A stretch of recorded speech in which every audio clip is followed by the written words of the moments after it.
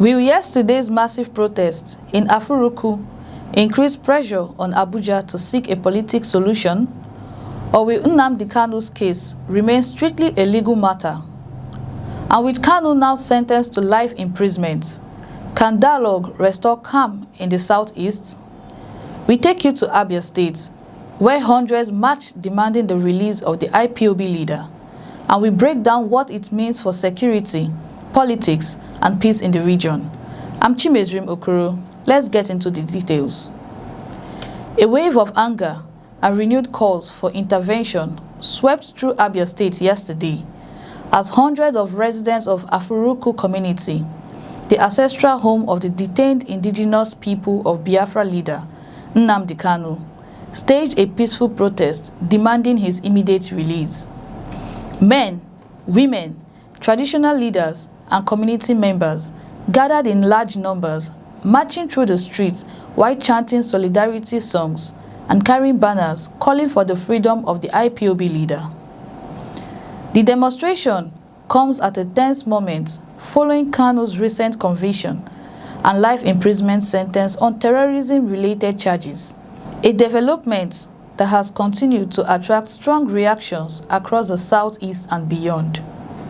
But the major question now is, will the latest protests increase pressure on the federal government to seek a political solution, or will Nnamdi Kanu's case remain strictly within the judicial process? The protests, which took place yesterday in Afuruku, Umuahia North local government area of Abia State, attracted large crowd who expressed their dissatisfaction with Kanu's continued detention.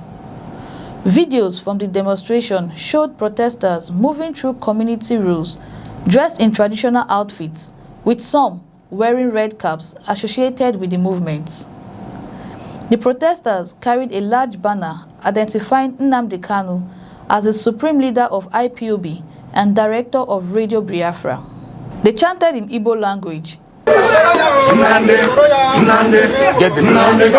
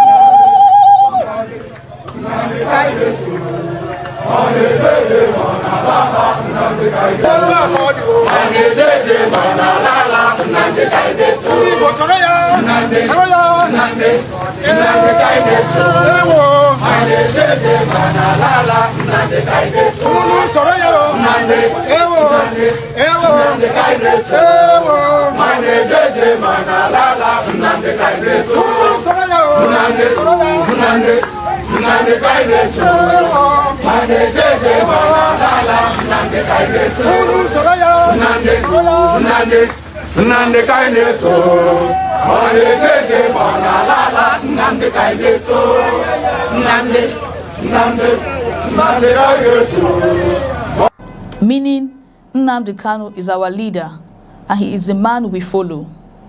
The demonstrations remained peaceful as participants called on President Bola Tinubu's administration to intervene and consider a political approach to resolving the matter. For many residents of Afuruku, the issue is not only a legal battle, but also one connected to regional identity, political grievance, and calls for dialogue.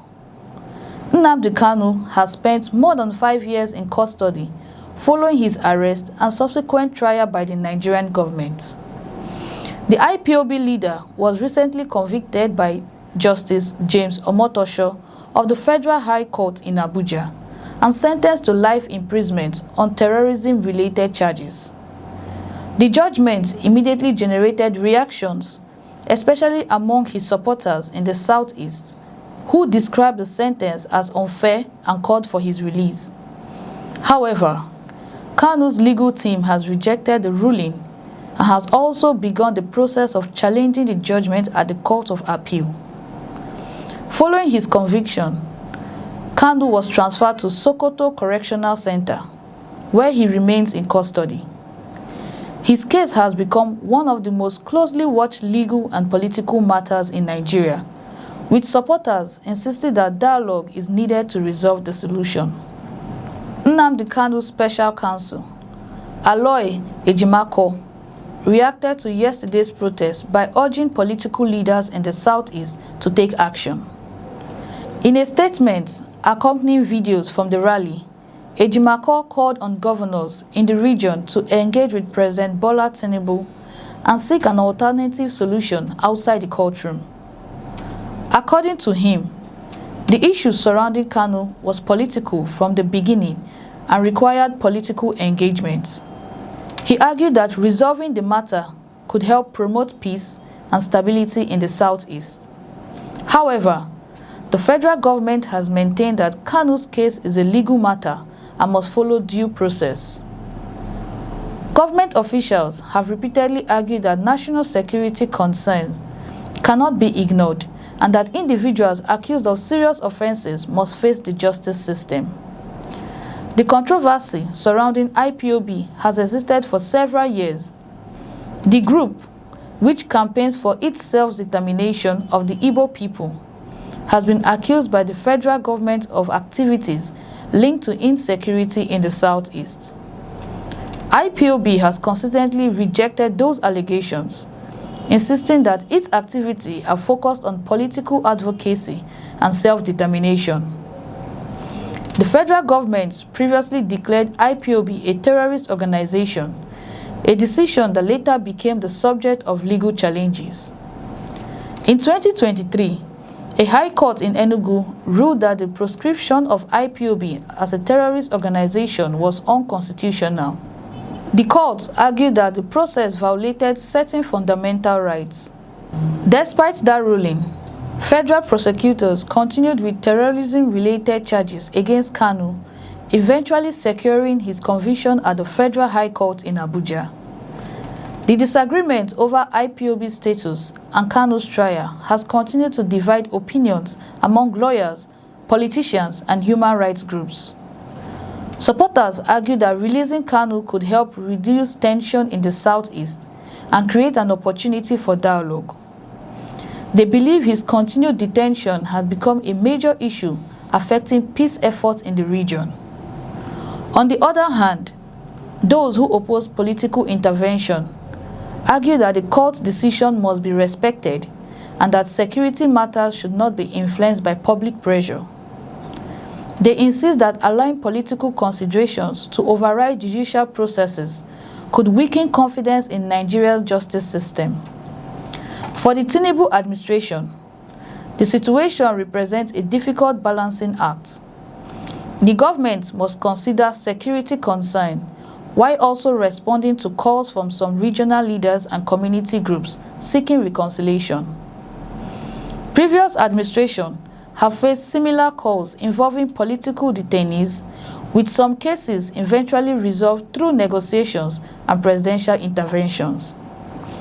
The latest protest in Abia shows that Nnamdi Kanu's case remains emotionally and politically significant, particularly among many communities in the southeast.